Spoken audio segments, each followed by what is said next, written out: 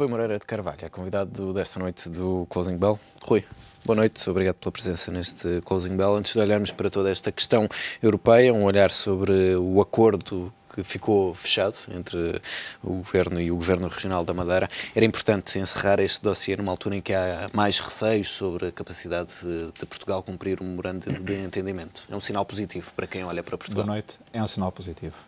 De facto, mostrar que estamos coesos na procura da solução.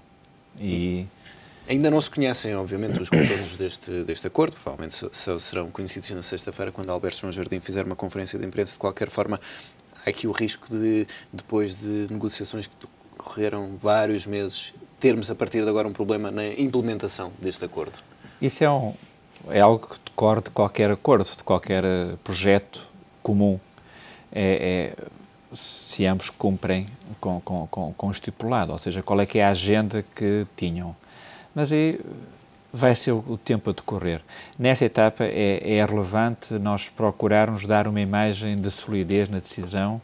Quando digo solidez, digo de coesão nacional, na procura de ultrapassar o grave momento em que Portugal está económico, financeiro e tendencialmente social.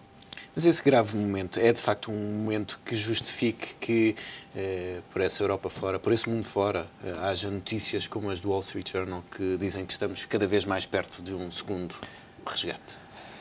Não é nenhuma novidade, Rubén. A notícia já vem de quem faz contas, quem soma, digamos.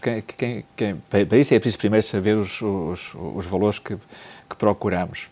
Mas foi do conhecimento público que está a fazer um ano que houve várias cartas, nomeadamente do professor Eduardo Catroga, a anunciar os montantes que deveriam de ser pedidos na base da negociação. E esses apontavam para entre 100 a 120 mil milhões. E nós temos 74 mil milhões, portanto, essa diferença... Ainda há pouco tempo, o Eduardo Catroga disse que faltavam cerca de 25 mil milhões. Portanto, são essas as contas, não é? Esses milhões todos são os valores que nós temos, pelo menos, do sistema empresarial do Estado, que é o que se diz que está, digamos, a causar carência de capital na chamada economia real. Se eu afeto recursos à esquerda, não posso libertá-los do outro lado. Portanto, primeiro é preciso colocar o Estado pagar a sua dívida, porque o Estado é o maior, digamos, devedor, e aquele que mais instável, que nós não sabemos quando e como é que o vai fazer. Quando digo mais instável, porque o maior ativo de qualquer relação é a previsibilidade, é a confiança. E onde nós pensávamos, ou partimos do pressuposto que é uma instituição credível, o nome só instituição assim sugere, onde vamos buscar valor nos últimos anos tem vindo a ser aquele que nós não sabemos como é que vai reagir. Mas Portugal pode beneficiar agora com esta aparente mudança de opinião na Europa, de que temos que deixar um pouco de lado esta obsessão pela austeridade e começarmos a olhar mais para o crescimento? Não vale a pena nós distrairmos com aquilo que temos que fazer. O primeiro trabalho é ter condições de pagar aquilo que devíamos emprestado. Assim fazem as pessoas de bem. E o nosso ritmo de crescimento de uma década foi 0,7, se considerarmos 0,7 do PIB. Se considerarmos que o crescimento foi entre 2000 e 2010. Se já juntarmos 2011, os dados são do Fundo Monetário Internacional, já é 0,2%. Ou seja, um país que cresce 0,2% não consegue pagar taxas de juros acima desse valor. E o outro fator relevante é, ok, eu não cresci, mas eu potencialmente vou crescer, ou seja, eu tenho um filho que está a estudar, eu tenho filhos que estão a estudar, estou na escola, portanto, eles não produzem riqueza no imediato, mas eles estão a acumular conhecimento para poder irem trabalhar. E isto é interessante para qualquer economia. E em economia isso chama-se potencial de crescimento. E o potencial de crescimento de Portugal na última década também tendeu para zero. Ou seja, o que é dito uma linguagem mais simples, nós não temos fábricas, nós não temos unidades produtivas, aquelas que conseguem, de facto, produzir bens ditos transacionáveis. Portanto, mesmo que, de repente, nós fazemos muita austeridade, se nós não temos o tal plano da competitividade para o crescimento, não vai ser solução. Mas também não é solução nós enfiarmos mais lenha na fogueira, ou seja, a fogueira que soube durante 10 anos queimar estes 1.000 milhões todos. É preciso arrumar a casa primeiro, como dizia ainda ontem o Primeiro-Ministro. É o que nós fazemos em casa. Quando nós quando nós pedimos dinheiro emprestado para pagar a conta corrente da casa, não vamos ter muito tempo de sucesso. Quer dizer, enquanto um banco nos dá um cartão e o outro, quando o banco entra na brincadeira, nós vamos conseguir ultrapassar o problema, mas mais tarde ou mais cedo alguém nos vai cobrar esse dinheiro. E depois vão perder ambos. Vai perder quem emprestou e vai pedir quem pede emprestado. Hoje houve uma conferência muito interessante, promovida precisamente pelo vosso jornal, sobre a literacia financeira. Literacia financeira. E foram lá referidos aspectos relevantes. Eu posso referir-se 3, que é de um estudo feito pelo Banco de Portugal em 2010, numa amostra de 2.000 e tal entrevistados presencialmente. Eu vou começar apenas com quatro notas, que é o aspecto cultural que nós temos como povo português, como aspecto de olhar para a dívida e o aspecto de olhar para a nossa vida corrente. E então, mais de metade não consideravam muito importante o planeamento familiar. Mais de metade não faz poupança. Os nossos avós faziam poupança e ganhavam menos. Os chineses fazem poupança e ganham menos em PIB per capita. Mais de metade não sabe a taxa de juros. Sabe, sim, o valor da sua mensalidade no crédito de habitação. Ou seja, ele tem uma ideia que paga... ideia quanto é que está a amortizar e quanto é que paga de juros. Mas tem que perceber que este momento é um momento completamente atípico. O Banco Central Europeu tem uma taxa diretora de 1%. A taxa diretora na década de 90 andou à volta de 15% a 17%. Portanto, isto pode voltar tudo a isso e morremos todos quem tem crédito imobiliário. Finalmente, mais de metade decidiu o modelo de financiamento em conversa do balcão, quer dizer, com a pessoa que lhe atendeu no balcão.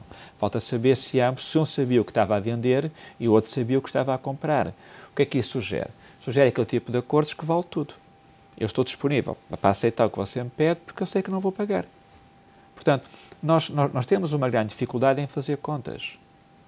É uma questão cultural que é uma base para mudar toda a evolução da economia portuguesa. É o aspecto cultural que tem que ser, começar na escola primária. E da escola primária leva para as famílias. Pergunta-se também, qual de nós avalia os professores dos nossos filhos? Qual de nós avalia a escola onde o nosso filho está a estudar? Ele vai ver os testes, vai ver se o professor é bom ou mau e opta pela escola em função dessas decisões. E comenta o professor. Não comenta quando o professor corrige o filho. Não comenta quando o professor chama a atenção dos trabalhos de casa. Não, isso ele fica incomodado, porque o filho dele é diferente. Não, ele deve ver o que é que o professor tem de mérito, se o professor exige, se o professor não exige, se o professor ensina, se o professor não ensina. E deve fazer nos órgãos competentes, que são o Conselho Diretivo da Escola, uso disso, porque há escolas bem geridas e escolas mal geridas. Ou seja, nós, naquilo que nos é mais nobre, que é a educação dos nossos filhos, que eles é que vão ser o futuro, eles é que vão ser a nossa reforma, até por motivos egoístas, nós somos pouco cuidadosos. Nós somos pouco cuidadosos com as contas correntes, como diz, não há planeamento familiar. Quantos de nós têm ideia da despesa ao longo do ano, dividir em 12, saber cada mês quanto é que pode gastar, não pode gastar, tem que poupar porque há meses que vêm despesas extraordinárias. E de repente nós não temos nada disso. Portanto, o que está a acontecer, ainda a questão do FMI, quando diz que não pode ser uma política de austeridade, é verdade. Tem que haver dinheiro, portanto, tem que haver dinheiro para haver investimento. Só que o investimento pode produzir riqueza e pode produzir pobreza. Claro, enquanto a poupança não. A poupança é algo que eu tenho. É algo que eu tenho em que, teoricamente, não vai perder valor, a não ser o efeito de inflação, não é? Vamos despeciente nesta fase do jogo na Europa. Em Portugal foi 3,4, mas enfim, não é muito relevante. Agora, o que é relevante é como é que eu invisto. E onde é que eu vou afetar os meus recursos? E todos nós fomos programados, a minha geração também do Ruben, a partir do pressuposto de quando tivermos 60, 70, 80 anos, que vamos ter uma segurança social. E isso é uma coisa que, a partir de agora, já ninguém dá como garantido. Oh, Ruben, damos como garantido que não vamos ter. Vamos dizer a verdade. Se nós não temos filhos, como é que vamos ter alguém a produzir para nós? Eu tenho 2 filhos, portanto, eu não aumentei. Eu devia ter mais. A taxa de cobertura será... Não, é insuficiente, mas é que 2, ainda vá que não vá, que a minha parte nem 2 tem. Então, se eu não produzo filhos, por que é que eu vou para a rua criticar a segurança social? É que eu não faço parte da solução, eu faço parte do ruído. E este ruído não ajuda. E o que é relevante, e acho que o Governo, neste caso, está a tratar relativamente bem, que é dizer, não, vamos dar confiança ao mercado, a dizer que nós vamos cumprir com aquilo que está estipulado. Felizmente, o mundo também está complicado. Quando dizemos o mundo, o Ocidente, não é o resto do mundo. A África, por exemplo, segundo relatórios de ontem do FMI, a África subsaariana vai ter um crescimento de 5,5% para o ano. 5,5% é um belíssimo crescimento. A China vai continuar na cena dos 8% e a Índia com 7%. Só que a China vai ter problemas demográficos nos anos 30, 40. Que no fundo vai ter uma curva invertida. A partir da década de 20 vai começar a perder índice populacional. A única região do mundo que está a crescer é, em rigor, a África subsaariana, que já agora, pondo as nossas exportações, aumentaram 31,2%, ou seja, nós tendencialmente vamos ter soluções simpáticas, que passa por aquilo que nós tivemos, que foi um espaço lusófono, um espaço cultural, ligeiramente comum. E é preciso voltar a apostar nesses mercados. É natural. Não. E olhando agora, Rui, para a questão de Davos, esta é já a 42ª edição. Qual é a importância deste fórum nos dias de hoje? É muito grande. Ainda tem importância? É muito grande. Os economistas encontram soluções para tudo. Uma delas é a famosa curva ABC. O que quer dizer? 5% dos meus amigos significam 70% do meu tempo. 5% das empresas significam 70% da minha faturação, da minha receita. 5% da riqueza, 5% das pessoas, nem tanto. 2, 3% das pessoas significam 70% da riqueza mundial. E ela está lá. Se não está, está a ver o que é que se passa. Não é sem querer que estão lá 40 chefes de Estado. Não é sem querer que um ícone do Brasil, da viragem política que foi o presidente Lula da Silva, a primeira visita que fez ao estrangeiro foi precisamente a Davos. Eleições no Brasil são em janeiro, Davos em janeiro, e ele foi a Davos. E teve uma frase célebre, que foi: eu espero, ainda no meu mandato, que cada brasileiro possa comer o café da manhã, ou seja, o pequeno almoço. Era o objetivo dele para dar ideia do nível de pobreza que estava, de pobreza relativa, que estava, digamos, o Brasil. E viu-se a relevância que teve o presidente Lula da Silva nos seus 2 mandatos em termos sociais para o Brasil. Portanto, ele entendia a importância da imagem internacional. Ora, ela está lá. Tem os tais 40 chefes de Estado, eles reúnem-se desde 1971 por o professor Klaus Schwarz, em que ele teve o bom senso de começar a juntar as pessoas e conversarem. E essa é a imagem que Portugal tem que vender lá fora. Portugal tem que vender que tem projetos. Portugal tem que captar investimento estrangeiro.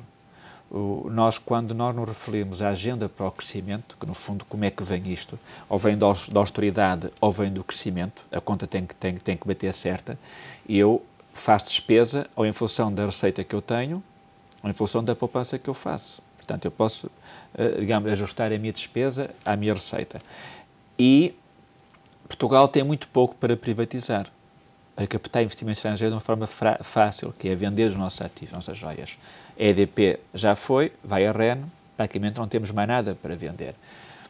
Então temos que ativar bons projetos, como é o caso da FOR, como é o caso de alguns projetos que nós temos, mas não muito relevantes. Repara, agora puxa-me a memória e não me vem assim grandes projetos que Portugal tenha conseguido vender. Nós precisamos disso. Implementar. Nós precisamos desses projetos. E estas pessoas estão lá. Agora, o que acontece muitas vezes é que a imagem que aparece ao cidadão é que lá estão os governantes a fazer despesa.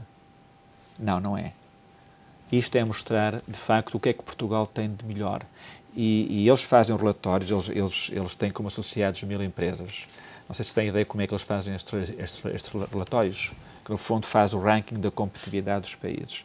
E eles têm associadas 1000 empresas e depois em cada empresa eles colocam pessoas que fazem entrevistas. Durante uma série de anos foi, por exemplo, o engenheiro Ferreira de Oliveira. Eu conheci o modelo através dele, que mostrava-me como é que se fazia o inquérito. E vale a pena referir o que é que estes investidores consideram mais problemático em Portugal. E consideram que o maior todo nesta fase o acesso ao crédito. Depois, as restrições,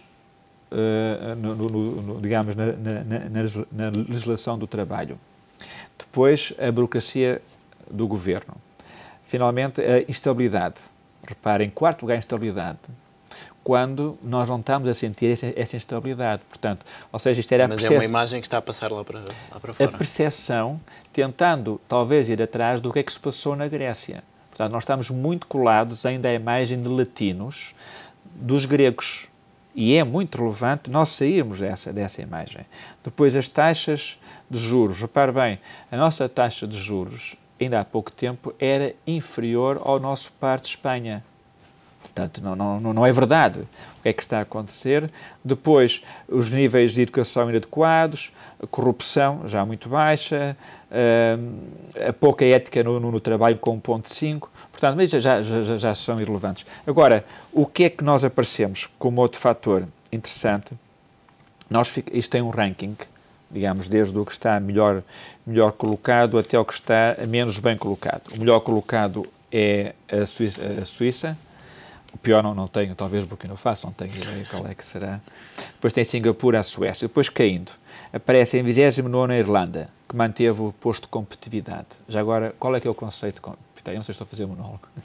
Não, continua. Qual é que é o conceito de competitividade? É aquele que faz melhor. É o conceito mais simples da palavra competitividade. Então, qual é que é o melhor país para eu alocar os meus recursos? Se tiver de escolher entre um leque. Se tiver que escolher aqueles que, no fundo, que têm mais hipótese de eu ganhar dinheiro. Ou seja, eu escolho um cavalo que corre bem ou escolho um cavalo que corre mal. Pronto, isto para ter mais hipóteses de ganhar a corrida. Espanha, neste processo, de comprar com os nossos pais que estão com os problemas chamados os PIGs. Os periféricos. Mas o Irlanda não é bem periférico. A Espanha melhorou da 42ª posição para a 36ª posição. A Tunísia, repare bem, a Tunísia caiu da 22ª para a 41ª posição. Ainda está à frente de Portugal. Isto também é relativo a estes relatórios. A Itália melhorou do 48º para o 43º lugar. Repare a revolução que o atual presidente Mário Monti está a fazer lá, que é uma profunda revolução, que ele não está a privatizar nada, está a fazer uma profunda revolução nos lobbies. E está a ter manifestações constantes, não é? Mas está a conseguir mudar aquelas chamadas reformas estruturais, que mexem com quem? Com os taxistas, com os cabeleireiros, com os médicos, com os professores, advogados, que anda tudo ao mesmo, aquilo tudo, quando, no fundo, quando chega é tudo muito... E Portugal, com este programa de ajustamento, tem condições para tratar desses pontos que estão na lista das principais souber vender o que aconteceu. Eu acho que o que se passou na semana passada com o acordo, digamos, de concertação social, que teve um nome muito giro, que era muito interessante, compromisso para o crescimento, competitividade e emprego. Se vender essa imagem, já mostra que, de facto, nós somos um povo muito mais bom senso, usando esse termo, do que outros que se manifestam quando sabem que o problema é muito simples. O problema é que nós precisamos de dinheiro para investir, precisamos de, numa primeira etapa, para comprar o pão e a farinha, que é os ordenados, não é? E depois para investir. E nós nem sequer temos garantia de que vamos ter dinheiro para comprar o pão e a farinha. E o que o jornal Wall Street Journal diz é que provavelmente no próximo ano nós não vamos conseguir ir para os mercados. Isto é claro, já não é uma novidade. Não vou dizer, nós já dizíamos, não. Basta olhar para os níveis que estão a ser exigidos agora no mercado que essa é a nossa sorte. Digamos, no fundo isto do azar também é a sorte que estamos a ter. O azar é que os nossos mercados que potencialmente arrastariam o crescimento português estão a ter crescimento menores. Ou seja, a nossa saída é pelas exportações. E estes mercados estão a cair o ritmo de crescimento. No entanto, repare que o crescimento das exportações para a Alemanha foi 24,5%. Portanto, foi significativo, e para a França foi 10,8%. E estes mercados são muito importantes, porque são motores da economia europeia. Depois crescemos 79,8% para o Brasil, e crescemos 44,6% para os Estados Unidos e os tais 31% para os PALOPs. Ou seja, as exportações estão a ter uma boa resposta. A pergunta é, mas que exportações? Bom, aí já não é tão bom como isso, porque as exportações são 65% são combustíveis. Mas são 16% bens intermédios. Os bens intermédios é que são os bens, digamos, que podem trazer aqui mais valor. Mas é a janela da oportunidade, que é esta. O mundo, como, segundo o relatório do FMI, publicado ontem, vai tender a crescer menos, não é? Portanto, vamos ter mais dificuldade em exportar, mas, ao mesmo tempo, o problema deixou de ser um problema português. passou a ser um problema de uma região, que é o Ocidente. Não é só a Europa, é o Ocidente. E aí a solução vai ter que ser encontrada globalmente.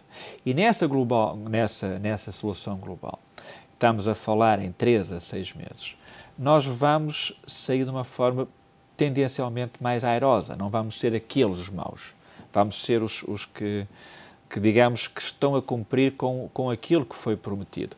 Porque ela passa, não há dúvida, que ela passa por haver uma reestruturação da dívida e passa por haver um financiamento, digamos, o euro emitir moeda. Agora, tem que ser feito... Para continuarmos a ter liquidez na economia. Pois, mas tem que ser feito de uma forma elegante, porque se você disser que quer reestruturar, é default, não está a pagar. E ninguém empresta àquele que não está a pagar. Permita-me que lhe dê uma nota. Quando se diz que o problema é um problema de austeridade, não é um problema de austeridade. E vê-se nos financiamentos que estamos a ter da dívida. A IEL, da dívida portuguesa, a 6 meses, está em 4,48%. Ou seja, ela está baixa. Ela está altamente baixa. Ela chegou a estar a 9%, a quase 10%. Portanto, os mercados estão a ver que nós estamos a comportar-nos bem no curto prazo. O que é o problema? É na dívida há 10 anos, que está a 14,3%. Portanto, eu no curto prazo tenho hipótese de cumprir. O meu problema é que eu não mostro que estou a crescer. Que daqui a 10 anos não é o meu filho, é o meu... Não é o meu filho, é o meu pai que está. Eles estão a financiar o meu pai, que tem menos hipóteses de pagar que tem o meu filho, que está jovem.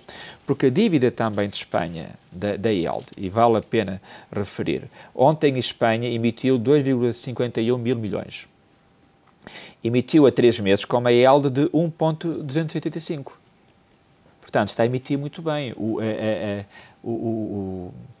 A percepção do risco a nível europeu, desde o Draghi, desde que houve aquela medida de financiamento há 3 anos, mudou radicalmente. Mudou radicalmente. O Draghi é um homem que vem da banca de investimento, não é monetarista. Rui, muito obrigado por estas explicações e por esta presença no Closing Bell. Até para a semana.